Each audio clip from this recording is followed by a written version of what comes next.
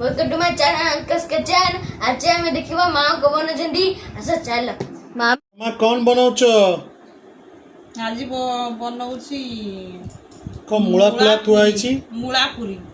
मूला पूरी से कौन केमती ये मूला मुझे दीटा नहीं मूलाटा कद्दूकस करके एमती कद्दूकस कर देइछि। अच्छा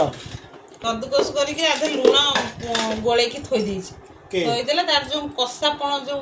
गंध टाइप रो सेटा होछि लुण रे मेल्ट करके गंधटा पड़ेगा पानी बाहरी जो सब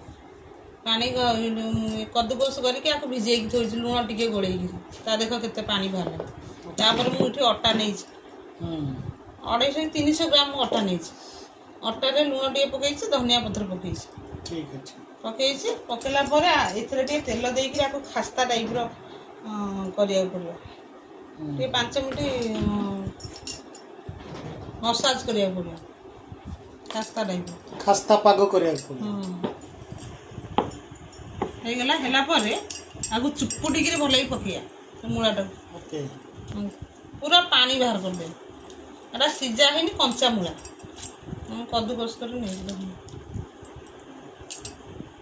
पानी बाहर गला पकेद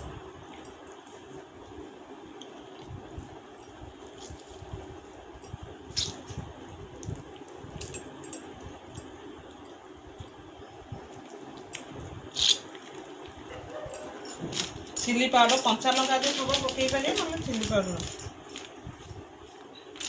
धनिया धनिया जेहेतु भेज आम आज भेज बोली भेज कर पियाज भी आड कर होममेड जो मसला इटा सीक्रेट मसला इटा कुआ बनी का ना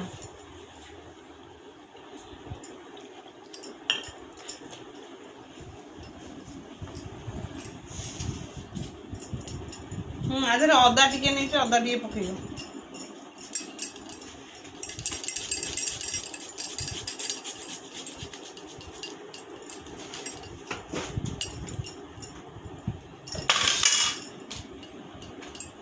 चकड़ी बर्तन यही टाइप रो डो तैयारी हो गला एटा को पूरी हबो गोटे तेल मारिकी टिके रखी दो किस समय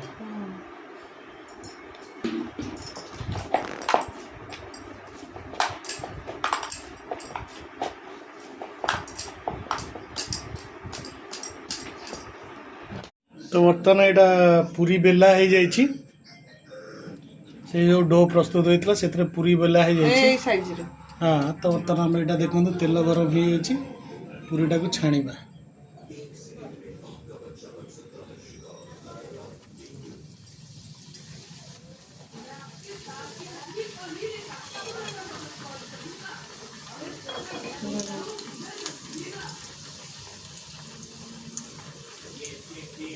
खुला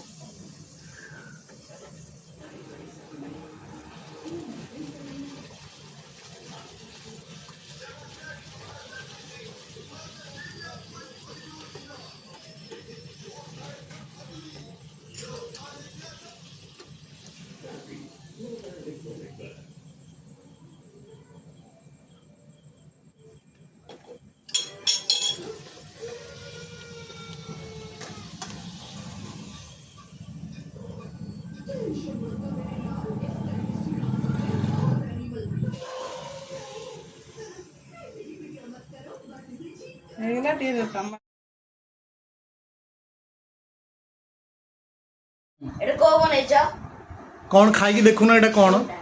कि कौन पूरीटा केमती लगुच देख खाई देख आगे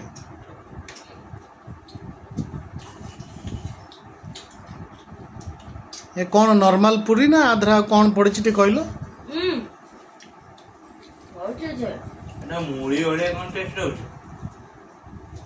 मुड़ी मूली पूरी भल लगुच ना नहीं मूला पूरी तो दर्शक कौन कह दर्शक कौन कह आप भी यही डिश बने घरे खाएं लाइक सब्सक्राइब करके कमेंट करके शेयर करके हमको जनातु बाय बाय।